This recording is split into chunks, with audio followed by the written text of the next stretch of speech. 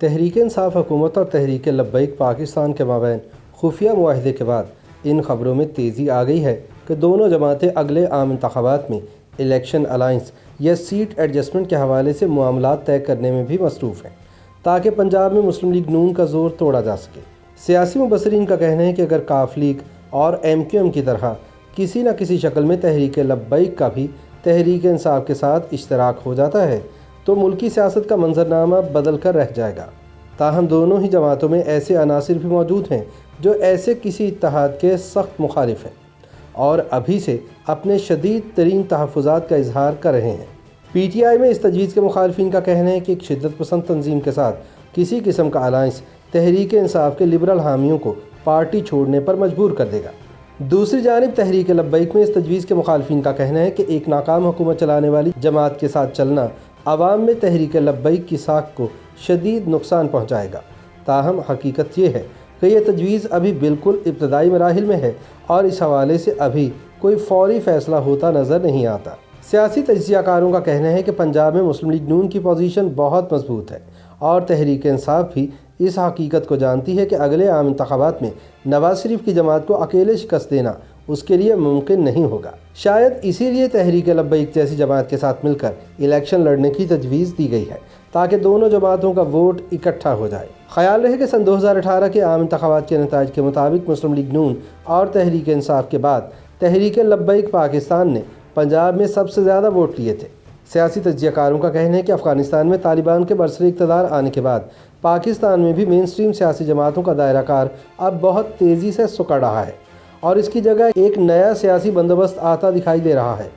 لیکن اہم سوال یہ ہے کہ اس نئے نظام میں کیا تحریک انصاف اور تحریک لبیک واقعی ایک پیج پر آنے والے ہیں؟ یاد رہے کہ تحریک لبیک اور حکومت کے درمیان معاہدے کی تفصیلات بتانے سے انکار کر دیا گیا ہے اور کہا گیا ہے کہ یہ مناسب وقت پر بتائی جائیں گی۔ تجزیہ کاروں کے مطابق سوال یہ ہے کہ اس معاہدے میں ایسا کیا ہے جسے عوام سے چھپایا جا رہا ہے؟ کہیں ایسا تو نہیں کہ آئندہ کے سیاسی حسن انتظام کی بابت بھی کچھ طے کیا گیا ہے اور اسی کو راز رکھا جا رہا ہے؟ تجزیہ کاروں کے مطابق یہ سوال بھی اہم ہے کہ تحریک لبیک یا حکومت سے کوئی تعلق نہ ہونے کے باوجود مفتی منیب الرحمان اس مرحلے پر ایک خیر خواہ کے طور پر کہاں سے آن ٹپکے اور پھر army chief general Qamar Javed Bajwa سے ان کی ملاقات کس کھاتے میں ہوئی؟ سوال یہ بھی ہے کہ فرانسیسی سفیر کے معاملے پر وضاحت کر کے وہ تحریک لبیک کی محض ترجمانی کر رہے ہیں یا اس امر کا اشارہ بھی دے رہے ہیں کہ اگلے سیٹ اپ اور اگلے مرحلے کے لیے تحریک لبیک کی متبادل یا معاون قیادت بھی تیار کی جا رہی ہے؟ حقیقت یہ ہے کہ پاکستان کے سیاسی منظرنامے کو قومی سیاسی جماعتیں کم ہی راس آئی ہیں۔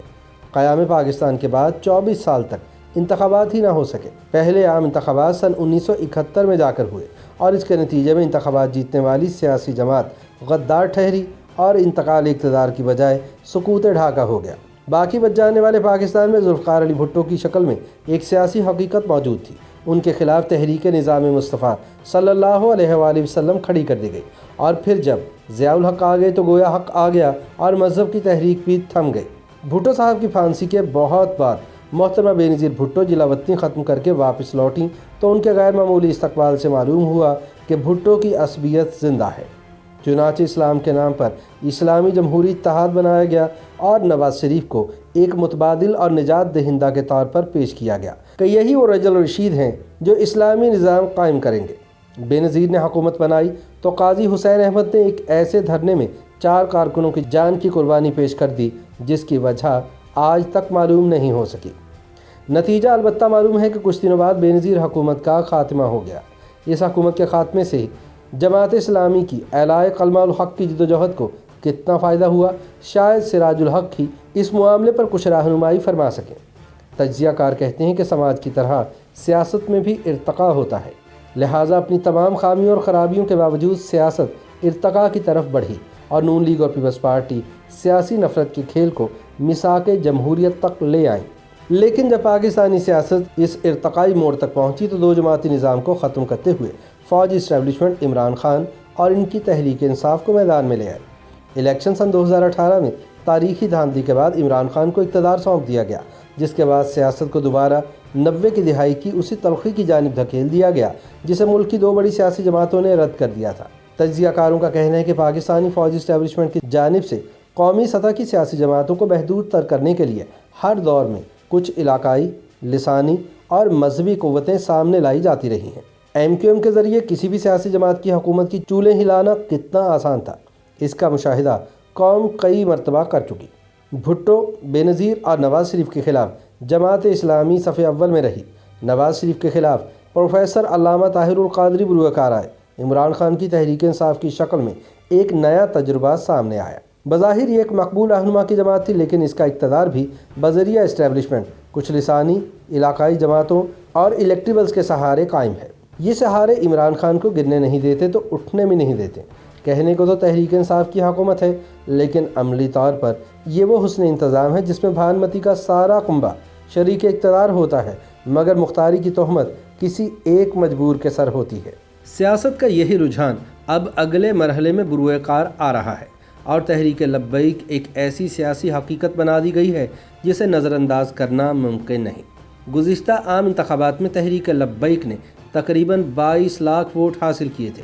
اگلے عام انتخابات میں اگر قاف لیگ اور MQM کی طرح کسی نہ کسی شکل میں اس کا تحریک انصاف کے ساتھ اشتراک کار ہو جاتا ہے تو سیاست کا منظرنامہ بدل کر رہ جائے گا۔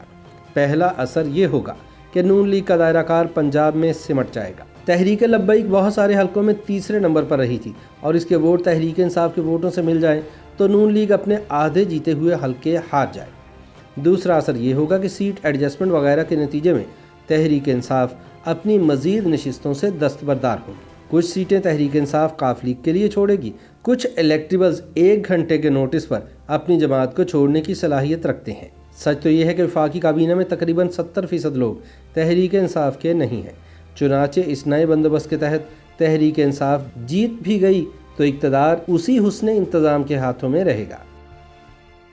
YouTube پر گوگلی نیوز دیکھنے کے لیے youtube.com کی سرچ بار میں گوگلی نیوز TV ٹائپ کریں۔ گوگلی نیوز کے پیج پر سرخ رنگ کے سبسکرپشن والے بٹن پر کلک کرنا نہ بھولیے۔ YouTube پیج پر اپلوڈ ہونے والی ویڈیوز سے باخبر رہنے کے لیے بیل آئیکن پر کلک کیجیے۔ آپ کو ہر نئی ویڈیو کے بارے میں نوٹیفیکیشن موصول ہو جائے گا۔